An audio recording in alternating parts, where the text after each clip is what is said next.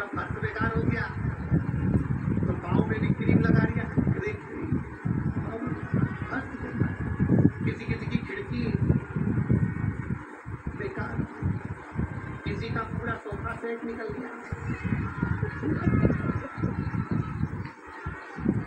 किसी किसी के दरवाजे बेकार हो गए।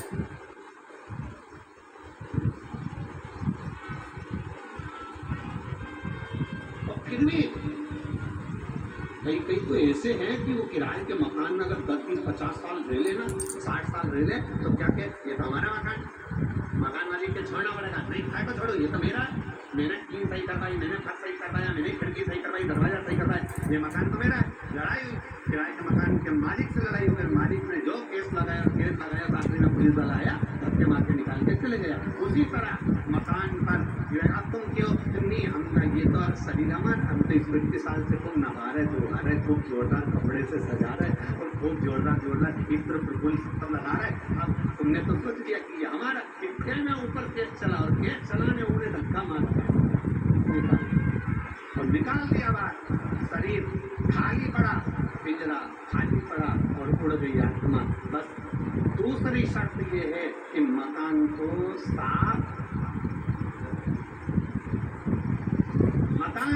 रखना और मकान साफ होना चाहिए। मकान को साफ रखने का प्रयास करो, अंदर अपने भीतर कहीं कपट मत आने देना, अपने भीतर कहीं बेईमानी नहीं आने देना, अपने भीतर कहीं बेविचार नहीं आने देना, अपने भीतर किसी के प्रति गलत सोच मत आने देना। कोई तुमको गाली भी दे, अपशब्द भी कहे, ताने भी दे, कुछ भी कहे, तुम्हारे भीतर उसके प्रति कभी गलत विचार मत आने देना, गलत सोच मत आने देना और तुम्हारी वाणी को कभी गलत मत करना। तुम्हारे लिए कोई कितना भी गलत सोचे, दिन भर बैठ कर अगर तुम्हारी पड़ोसन तुमको कोसेगी ना, तो भी तुम कहना भगवान मेरी पड़ोसन का कल्याण करना, ऐसी सवेरे सवेरे कोसने वाली मुझे कहाँ मिलेगी, प्रभु ऐसी कृपा करना, इसका भी कल्याण करना, तो सबके लिए अच्छा है।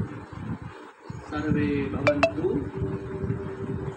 सबके लिए अच्छा है।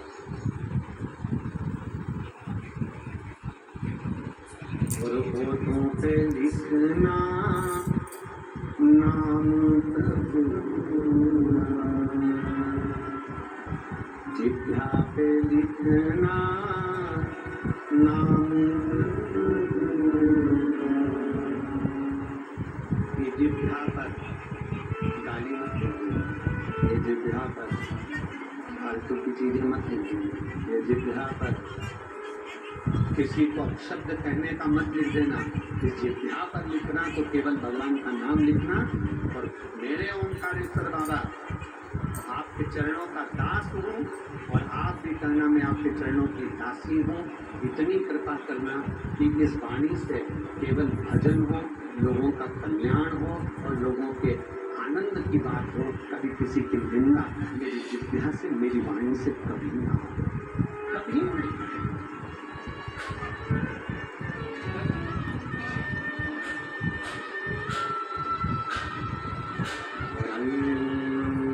समय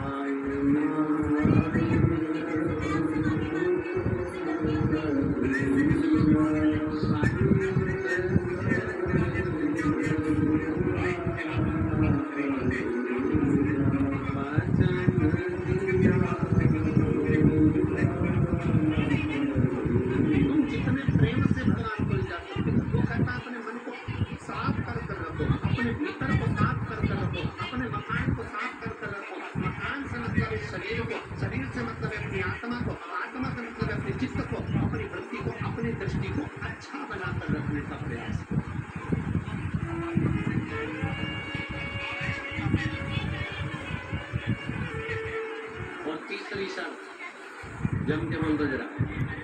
तीसरी शर्त आखिरी की क्या है? मैं बोलूं मकान खाली करने का, तब मकान खाली कर, मैं बोल दूं तब यहाँ से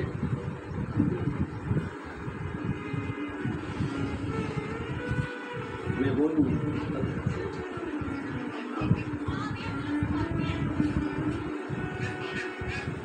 जाना।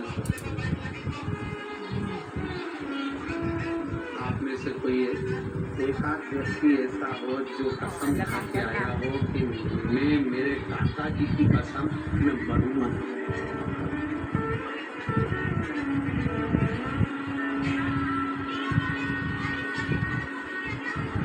कौन? हमारे काशी वाले चतुर्वेदी जी बैठे हैं। अभी सतुआ बाबा जी से कहकर उनकी अध्यक्षता में उनने भी एक काशी में शिव महापुराण की कथा सार्वजनिक रूप से ली। बहुत बहुत साधु